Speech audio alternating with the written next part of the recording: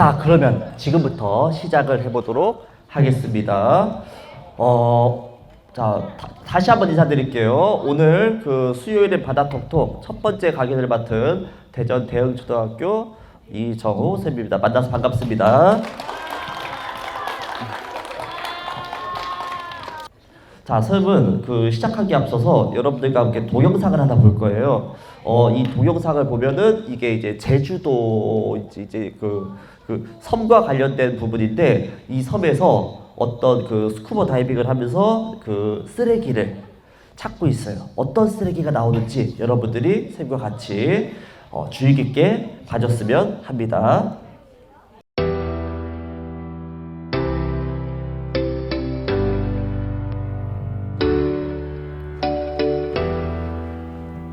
자, 어떤 쓰레기 종류가 있는지 한번 유심히 한번 봐주세요.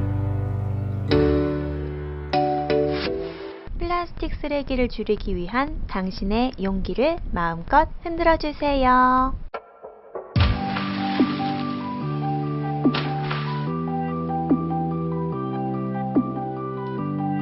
해양환경공단과 송현씨가 함께하는 용기 있는 용기 챌린지. 자, 바닷속에서 우리의 자랑 무엇이 발견될지 아름다운 한번 유심히 제주바다. 봐주었으면 좋겠어요. 화려한 연산호들과 웅장한 지형을 품고 있어 해외 다이버들도 극찬을 합니다. 올해는 코로나19로 해외여행이 어렵게 되어서 국내 여행객들이 제주로 더 많이 모여들고 있습니다. 그러나 사람이 지나간 자리에 아픈 흔적이 남습니다. 바다는 인간이 버린 쓰레기로 점점 병들어갑니다.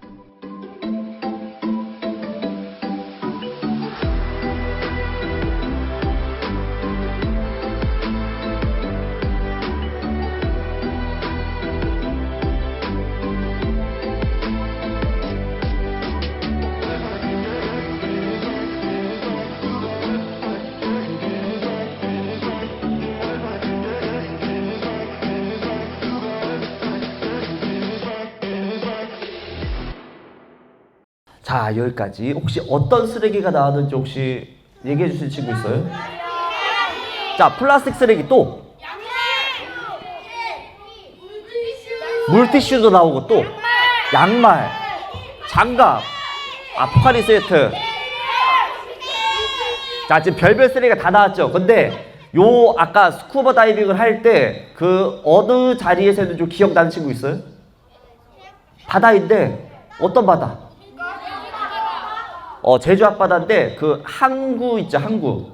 항구에서 들어갔는데 이렇게 많은 쓰레기가 지금 나왔습니다. 이걸 보니까 여러분들 어떤 생각이 들었나요? 너무 더럽다. 인간이 나쁘다. 자, 여러분들이 이제 많은 생각이 들 건데요. 오늘 한번 저와 함께 같이 한번 강의를 들어보면서 이것을 우리가 어떻게 해결을 해 나갈지에 대해서 알아보도록 하겠습니다. 자, 오늘 활동 순서는 다음과 같습니다. 자, 첫 번째로 우리가 그래도 해운과 항만을 짚고 넘어가야겠죠. 자, 두 번째로는 우리 해양 쓰레기가 지금 어떻게 지금 이렇게 실태가 있고 어떻게 재활용을 하고 있는지, 그리고 마지막으로는 여러분들이 같이 아름다운 바다 그리고 해운과 항만까지 엮어서 우리가 어떻게 실천할 수 있을지에 대해서 알아보도록 하겠습니다. 자, 일단 해운에 대해서 알아볼 건데요. 요거 혹시 어떤 그림인지 알겠나요? 어떤 사진인지? 자, 배인데 배 위에 지금 무언가 많이 실려 있죠. 자, 혹시 저거 이름 혹시 아는 친구? 컨테이너. 여러분들 똑똑하네 지금. 자, 일단 해운이라는 말은 해상 운송, 그러니까 바다에서 무언가를 옮기는 활동을 이야기를 합니다. 근데 우리가 해운이라고 검색을 하면 이런 사진들이 많이 나와요. 이런 사진들. 그러니까 배가 굉장히 크고 그 배 위에는 항상 우리가 무엇이 실려 있죠? 컨테이너. 그래서 여러분들이 해운하면은 이렇게 큰 배에 이렇게 컨테이너가 실려 있는데, 여러분들 잘 보면은 저 컨테이너 몇 개 정도 실려 있는 것 같나요? 자, 100개도 아니고 몇백 개일 수도 있고, 1000개가 넘을 수도 있죠. 조까지는 아닌 것 같고. 자, 그래서 잘 보면 컨테이너들이 지금 색깔도 다르고 지금 위치도 다르고 거기에 써 있는 이름도 다른데 자 여기서 공통점이 있죠. 무엇일까? 아니 우리가 쌓을 수 있다는 것은 크기가 어느 정도 비슷하다는 말 아닐까요? 지금 여러분들이 앉아있는 요 의자 요거 보관할 때 어떻게 보관할까?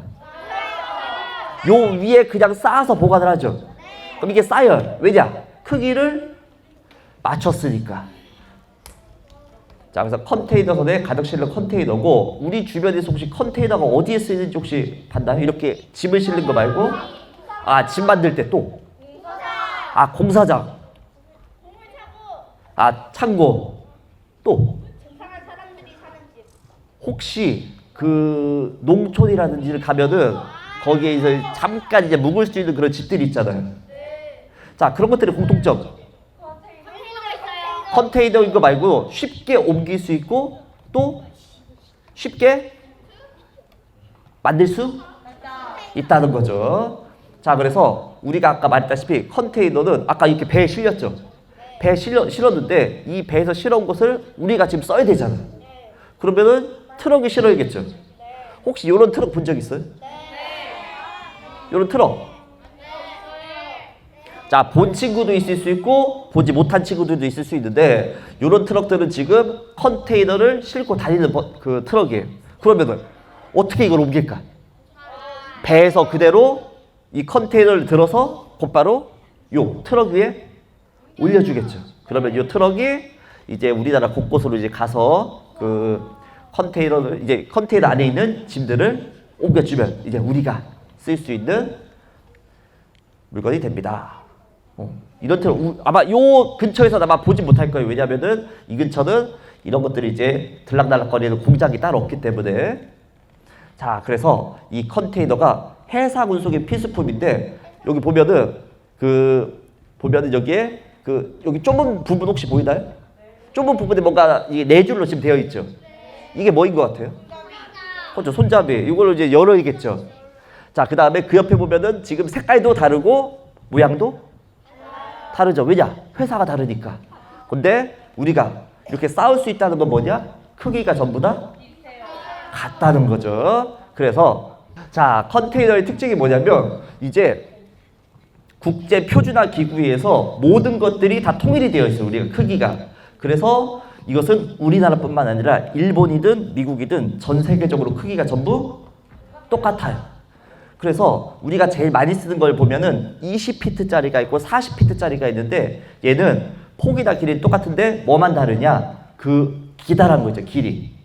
길이만 다릅니다. 그래서 뭐 이런 정보들이 있는데 이건 중요한 거 아니지만 이제 20피트랑 40피트에서 공통점이 뭘까요? 여기? 공통점.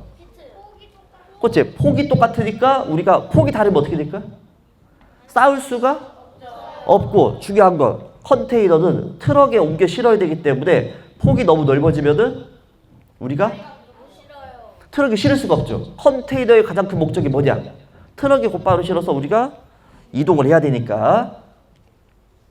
자, 그래서 이런 해상 운송이 어떤 장점을 가지고 있냐면 아까 몇백 개를 넘어서 1000몇 개도 옮길 수가 있죠. 그러니까 굉장히 싸게 옮길 수가 있고 대신 시간은 어떨 것 같아요? 시간은 뭐 비행기라든지 다른 것보다는 좀 오래 걸리겠죠. 자, 그리고 일정이 예측 가능해요. 이건 무슨 뜻이냐? 예를 들면 6월 1일 날 출발해서 6월 28일 날 도착을 했다. 그러면은 이거는 정해진 일정이잖아요. 만약 뭐 태풍이라든지 이런 것들이 이제 있지 않은 이상은 정해진 시간에 우리가 받을 수 있는 그런 신뢰성이 생기는 거죠. 자, 여러분들 버스랑 지하철 중에서 어떤 것이 시간에 딱 맞춰서 갈 수 있을까요? 당연히 지하철이죠. 왜냐? 지하철은 막힐 일이 없으니까. 버스는 막힐 수도 있어요. 자, 근데 간혹 육지보다 빠를 수도 있어요. 왜냐? 배에서 곧바로 실어서 옮기기 때문에 육지에서는 이제 그 짐을 실었다 내렸다 해야 되는데 그 과정이 상장이 됐죠. 왜냐? 컨테이너만 곧바로 내리면 되니까. 자, 그리고 이렇게 한 번에 많은 물건을 한 번에 옮기다 보니까 환경 오염도 줄일 수가 있게 됩니다.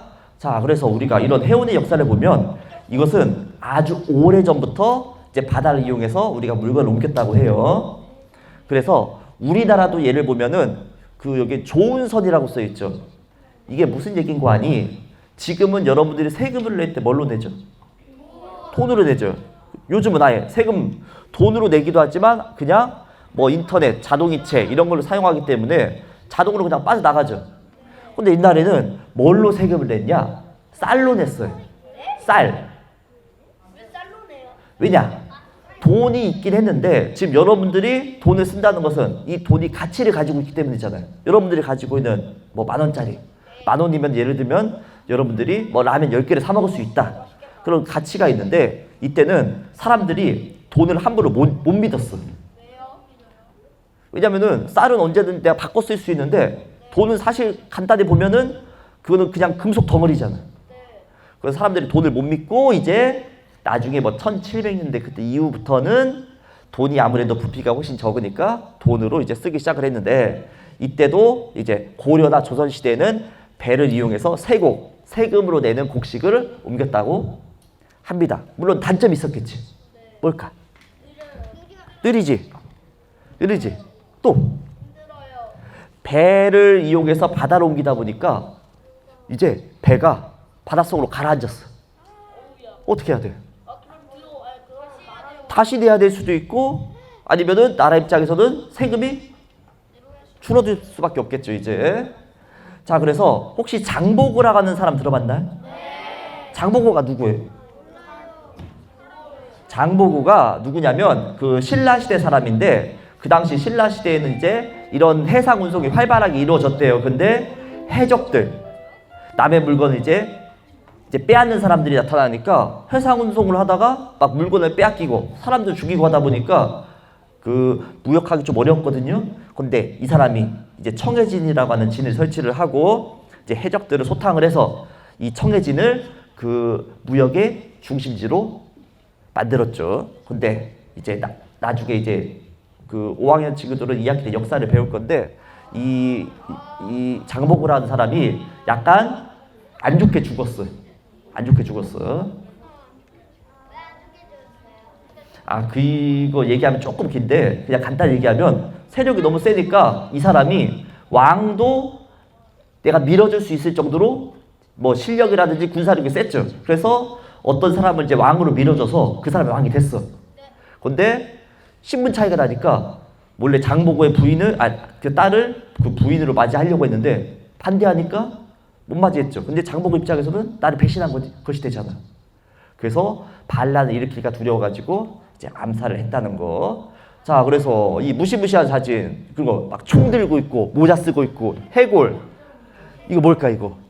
해적이죠. 해적이 어떤 사람이에요? 원피스에 나오는 원피스 같은 만화에도 나오고. 그러니까 한마디로 얘기하면 바다를 이렇게 해상 운송을 통해서 우리들이 이게 지나다니잖아. 이제 물건을 들고 지나다니는데 그 배를 공격을 해서 물건도 뺏고 사람들도 죽여.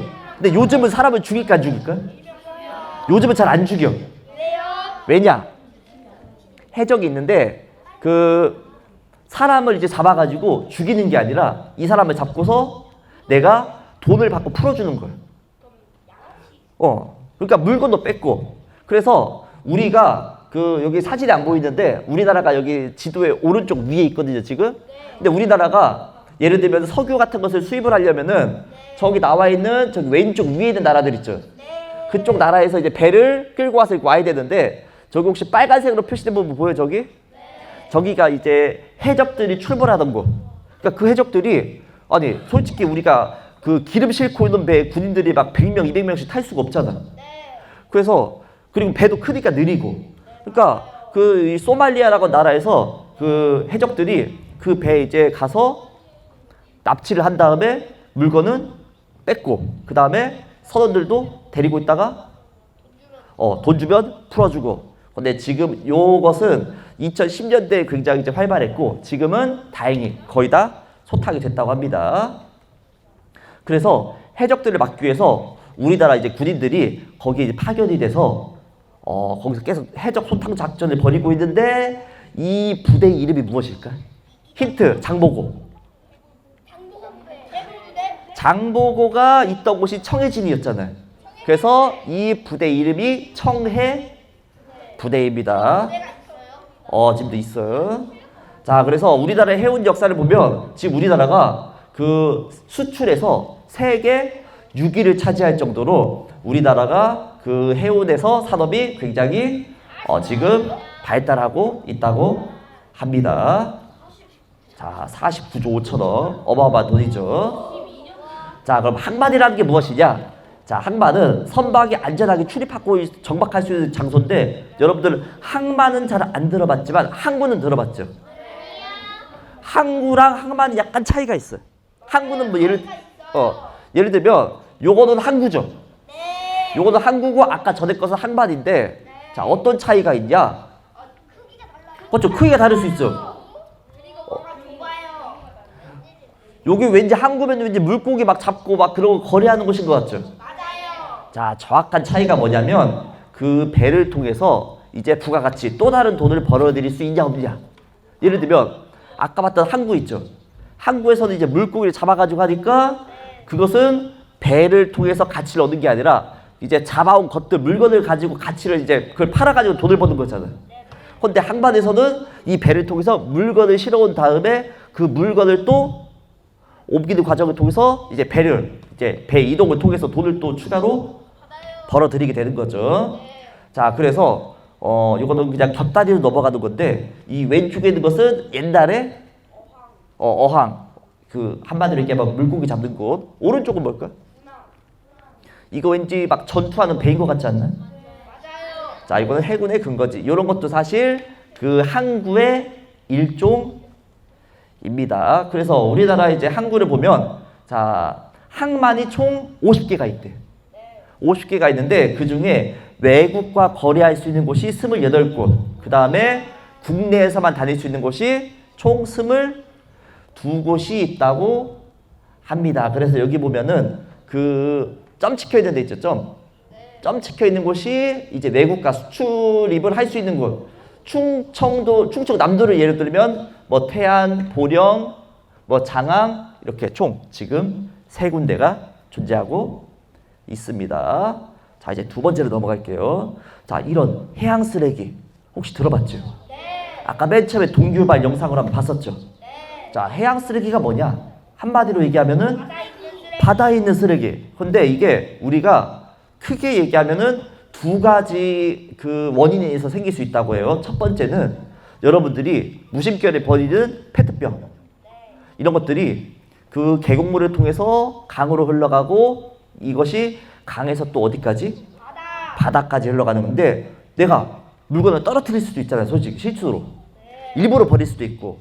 그래서 일부러 버리는 것을 고의, 실수로 버리는 것을 과실. 그래서 이렇게 물길을 통해서 흘러갈 수도 있고, 두 번째는 아예 바다에 버리는 경우가 있어. 근데 이거는 잠시 뒤에 잠깐만 얘기 더 할게요. 자, 그래서 요거 바닷가인데 어때 보여? 굉장히 지저분하지? 자, 해양 쓰레기 중에서 가장 큰 비중을 차지하는 게 페트병이래. 플라스틱 쓰레기. 자, 플라스틱 쓰레기가 있고, 이것도 굉장히 많이 생기는 건데 왼쪽 게 뭘까? 이거 그물이죠. 오른쪽 거. 이거 좀 어려운데?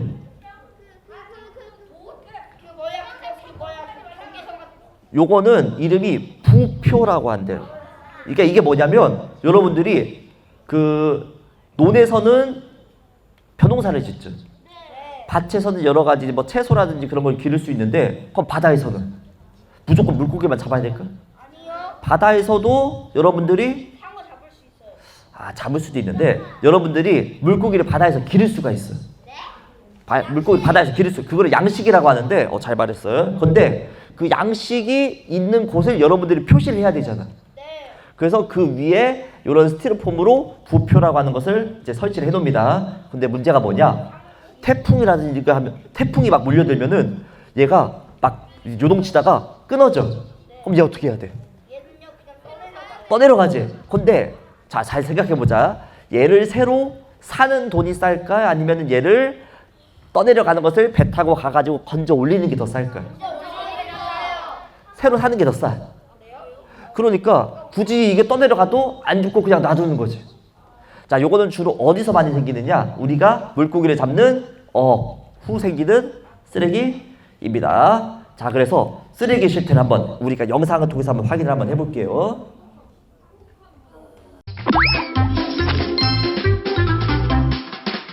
해양 쓰레기는 육지에서 버려지거나 강으로 떠내려온 쓰레기 또는 폐어구, 폐부표 등 다양한 경로를 통해 발생합니다. 이 많은 쓰레기가 다 어디서 왔는지, 누가 버렸는지 일일이 확인하기 힘든 해양 쓰레기는 과연 어떻게 처리되고 있을까요?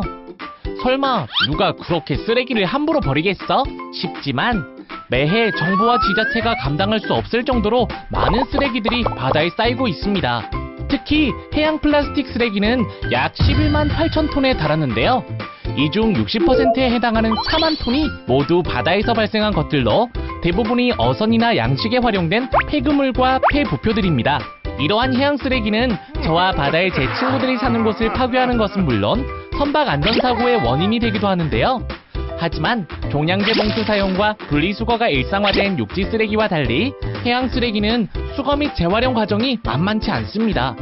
특히 육지에서도 완전히 분해되기까지 수백 년이 걸리는 것으로 알려진 비닐 포장지나 플라스틱은 바다에 버려질 경우 그 시간이 훨씬 늘어납니다. 수온이 낮은 데다 염도 때문에 일부 과학자들은 바다로 간 비닐 포장지, 플라스틱 쓰레기들은 그저 찢어지고 쪼개질 뿐 반영구적으로 바다를 떠돌고 있다고 얘기를 합니다. 자, 그래서 우리가 그 플라스틱 쓰레기라든지 비닐은 우리가 매립을 하잖아요, 땅에. 그러면 사람들이 이제 안 보이지. 안 보이는데, 그리고 거기서 이제 썩겠죠. 근데 얘네들은 바다에 계속 떠다니니까 썩지도 않고 그냥 계속 이제 다니는 거죠, 이제. 자, 그래서 그 전 세계 바다에 쓰레기 섬이라고 하는 게 있대요. 이건 무엇이냐? 그 바다에 이런 쓰레기들이 모여 있어서 굉장히 큰 그런 섬같이 이제 그 쓰레기들이 모여 있는 곳을 얘기하는데, 요것도 이제 말로 하면 좀 어렵죠. 자, 그래서 얘도 짤막한 영상을 준비를 해봤습니다. 1997년 여름 미국 LA에서 하와이까지 요트 경주가 열리던 어느 날, 경주에 참가한 찰스 무어라는 이름의 선장은 좋은 성적을 내기 위해 지름길로 항해하던 중 이상한 일을 겪게 되었어요. 마치 영화 속 한 장면처럼 갑자기 바람도 없고 덩달아 바다의 흐름도 멈추면서 자연스럽게 요트도 멈추게 된 것인데요. 당황한 무어 선장은 주변을 살펴보다가 섬처럼 보이는 곳을 발견했는데 가까이 가서 보니 플라스틱 쓰레기가 잔뜩 모여있는 쓰레기 섬이었어요. 더 심각한 문제는 1997년 최초 발견 이후 섬의 규모가 매해 커지고 있다는 건데요. 현재 태평양의 쓰레기 섬은 한반도 면적 7배 너비로 쓰레기의 무게는 무려 8만 톤으로 추정된다고 해요. 여기서 드는 의문점 하나. 어떻게 바다 한가운데에 쓰레기 매립장처럼 플라스틱 쓰레기가 모이게 되었을까요? 그 답을 알기 위해선 먼저 해류에 대해 알아야 해요. 해류는 말 그대로 바닷물의 흐름인데요. 염분과 온도의 차이, 그리고 바람에 따라 움직임이 다르다고 해요. 특히 각각 다른 해류가 만나는 곳에서는 크게 소용돌이가 생기는데요. 쓰레기 섬이 발견된 곳은 한류인 캘리포니아 해류와 난류인 북적도 해류가 크게 소용돌이치는 북태평양 환류 지역의 안쪽이었는데요. 이곳은 무풍지대로 해류의 흐름이 매우 느리다고 해요. 연안에 버려진 플라스틱을 비롯한 각종 쓰레기는 이렇게 바다의 흐름에 따라 떠다니다 해류가 크게 소용돌이치는 곳으로 모이면서 섬처럼 쌓이게 된 것으로 추정하고 있습니다. 자, 그래서 바닷물의 흐름, 바닷물은 가만히 있는 게 아니라 이제 흐름에 따라서 움직이거든요. 움직이다 보니까 태평양 가운데 모이게 되고 점점 느려지는 곳에서 이게 회전을 하면서 모이다 보니까 우리나라의 몇 배? 7배나 되는 큰 쓰레기 섬이 생겼다고 합니다. 그나마 다행인 것은 여기서도 또 생명들이 살아가고 있다고 해요, 지금. 자, 그래서 우리가 이런 쓰레기를 우리가 처리를 해야 되죠. 자, 그래서 이거 지금 무엇을 하고 있나요, 이분들? 쓰레기를 지금 수거를 하고 있죠. 근데 여기서 나오는 쓰레기가 그 어촌, 그 어업을 하면서 생긴 쓰레기를 이렇게 처리를 하고 있다고 합니다. 자, 이분은 뭐 하고 있을까요? 지금 그 항구죠, 여기가. 항구 근처에서 지금 그 왼쪽에 스쿠버 다이빙을 해서 지금 쓰레기를 건져 올리고 있다고 해요. 그 항구를 가보면 여러분들 생각 외로 굉장히 많은 쓰레기들이 있습니다. 자, 그래서 그 쓰레기를 우리가 어떻게 재활용을 할 수 있을까요? 아주 잘이요. 방법이 있어야겠지. 일단 해양 쓰레기도 수거하기가 어때? 싫어요. 어렵지. 이제 바다에 떠다니니까 또 이걸 모았다고 해서 우리가 여러분들 플라스틱을 재활용하잖아요. 그럼 모은 건 깨끗하니까 재활용을 할 수가 있죠. 근데 이런 바다 쓰레기들 거기에 뭔가 뭐 이끼류 뭐 그런 뭐 조개 어패류 이런 것들이 달라붙어 있으니까 재활용하기가 어때? 어렵겠지. 자, 그래서 그래도 여기서 우리가 뭐 책상이라든지 의자라든지 이런 기타 물품들로 우리가 재활용을 지금 하고 있다고 하는데 어떻게 재활용을 하고 있는지 한번 보도록 합시다. 고 이야기합니다. 즉, 매해 수많은 쓰레기가 바다에 쌓이는데 수거하기도 힘들고 자연분해도 거의 되지 않는다는 거죠. 똑똑한 구독자분들 중에는 해양 쓰레기도 수거 후 재활용을 하면 되지 않을까라고 생각하실 수도 있습니다. 우선 해양 쓰레기는 수거에 많은 인력과 장비가 필요합니다. 한마디로 막대한 돈이 필요한 거죠. 수거된 쓰레기의 처리도 문제인데 비교적 재활용률이 높은 플라스틱이나 유리의 경우에도 해양 쓰레기라면 이야기가 달라집니다. 특히 재활용하려면 먼저 바닷물로 인한 염분, 쓰레기 표면에 붙은 따개비나 해초 등의 해양 생물을 제거해야 하는데 이 과정에서 많은 시간과 비용이 소모됩니다.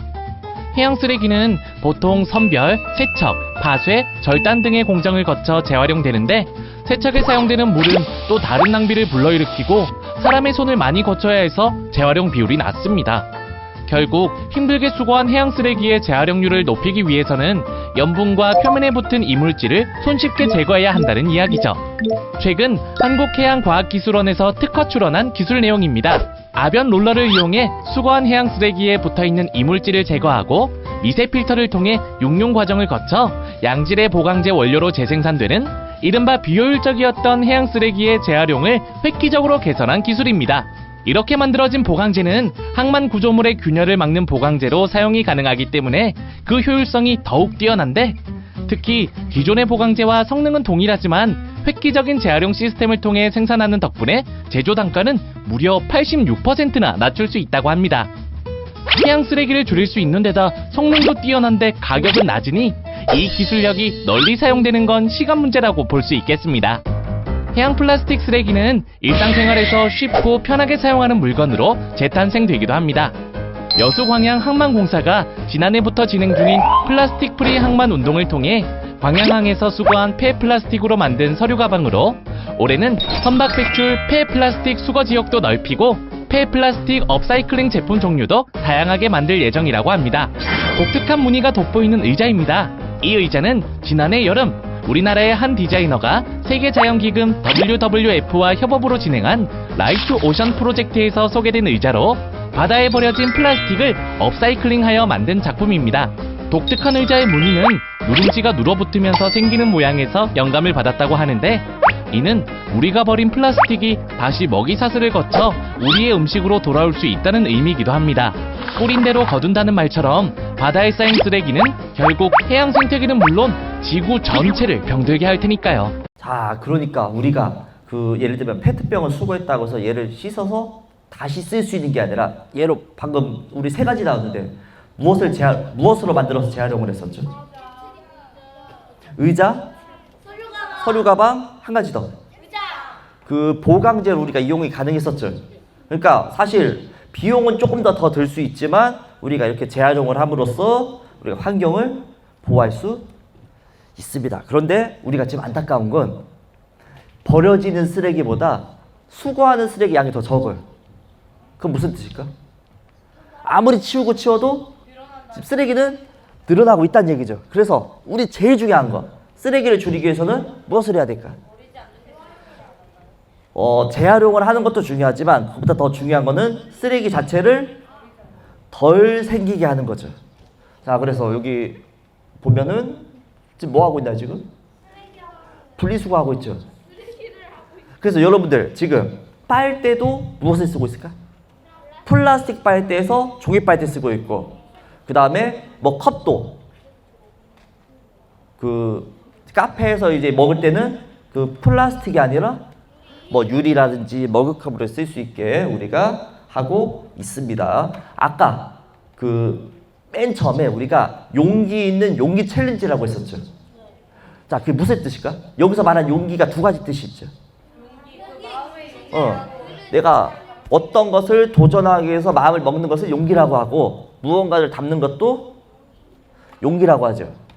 자, 그래서 이거 아까 이 분이 아까 간단히 제주도 앞바다에서 그 쓰레기를 잠깐 주웠을 뿐인데 요 2개 분량의 쓰레기가 아까 나올 수 있었습니다. 요것을 줄이기 위해서 우리가 약속해야 될 거. 자, 쓰레기를 버리지 말자. 줄이자. 아예 안 버릴 수는 없으니까. 사람이 살다 보면 쓰레기를 아예 안 버릴 수는 없어요. 자, 그래서 우리가 같이 자, 일회용품 사용을 줄이고 분리수거를 여러분들이 잘 해줘야 되죠. 특히 플라스틱 이게 유실되지 않도록 잘 모아서 분리수거 될 수 있도록 해야 됩니다. 특히 우리가 큰 주제가 해운과 항만이었는데 거기서 예를 들면 아까 봤듯이 뭐 그 폐그물, 폐부표 같은 거 이제 그 어떤 문제가 있는지에 대해서 여러분들이 관심을 가지고 있어야 되고요. 해양 쓰레기가 재탄생된 물건을 여러분들이 많이 사용이 돼야 이것들을 또 재활용이 많이 될 수가 있게 됩니다. 자, 오늘 우리가 해양과 항만 그리고 쓰레기에 대해서 알아봤는데요. 30분 동안 여러분들 강연 잘 들어줘서 이제 감사합니다. 자, 이상으로 사전 강연을 마치도록 하겠습니다. 감사합니다.